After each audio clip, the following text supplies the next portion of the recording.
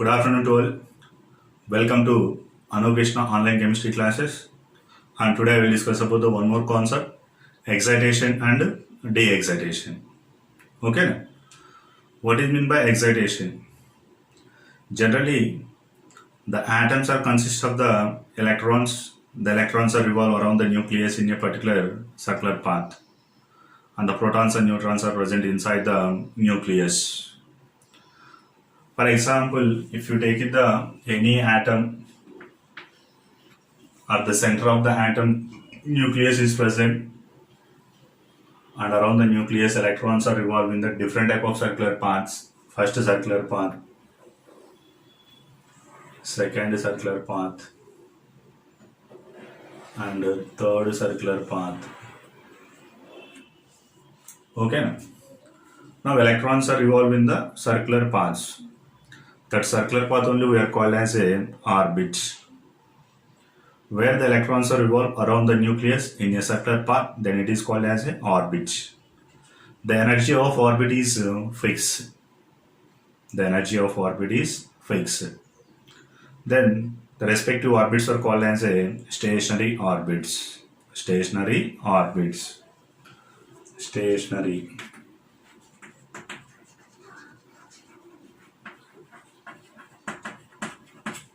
Stationary orbits. Stationary orbits are nothing but the orbits which are having the fixed amount of energy. Then the respective orbits are called as a stationary orbits. Around the nucleus, infinite number of stationary orbits are present in the any atom.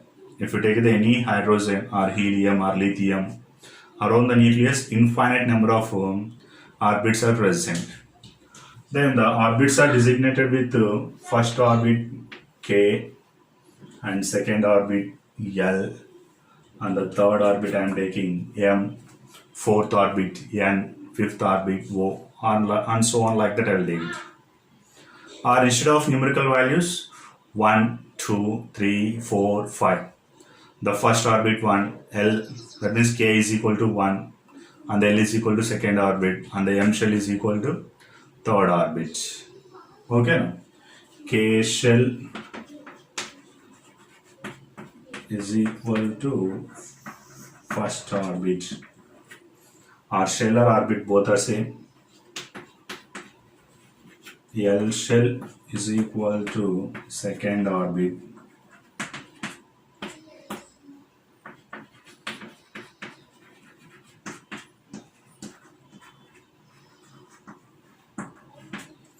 third orbit.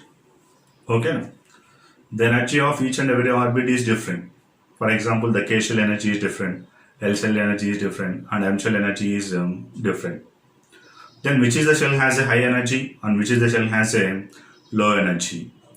The shell or orbit which is close to the nucleus, that shell has a least energy. Okay. For example, when compared to KLM, which is close to the nucleus, K shell, then the K shell has the least energy. Which is away from the nucleus, M shell, then M shell has a high energy. Or one more orbit is present, nth orbit. Then out of 4 shells, which is having the highest amount of energy, N shell is the highest energy. Or I am taking the only K and L shells.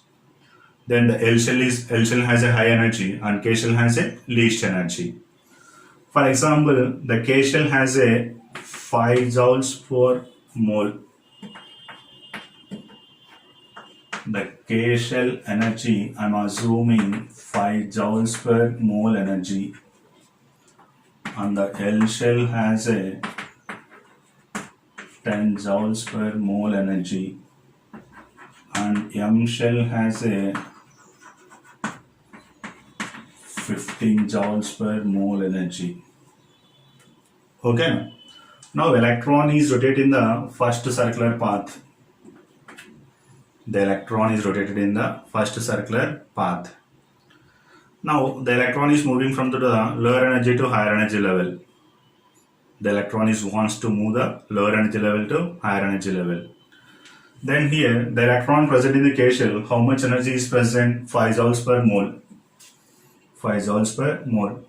Now the electron is moving from K shell to L shell. Okay now.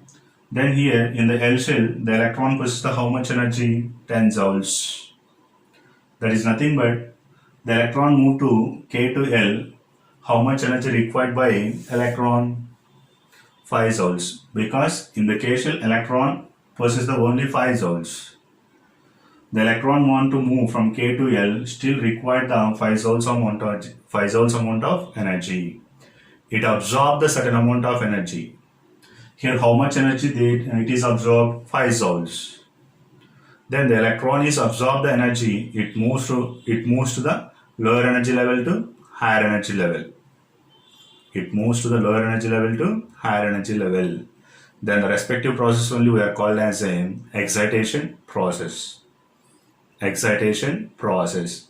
Excitation process is nothing but the process of moving of electron from lower energy level to higher energy level due to the absorption of energy. Then the respective process only we are called as a excitation process.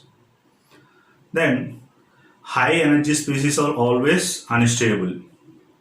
High energy species are always unstable. That's why again the excited electron is come back to the original level. Initially K shell, the electron is present in the K shell. Due to the absorption of energy, electron is moved to L shell.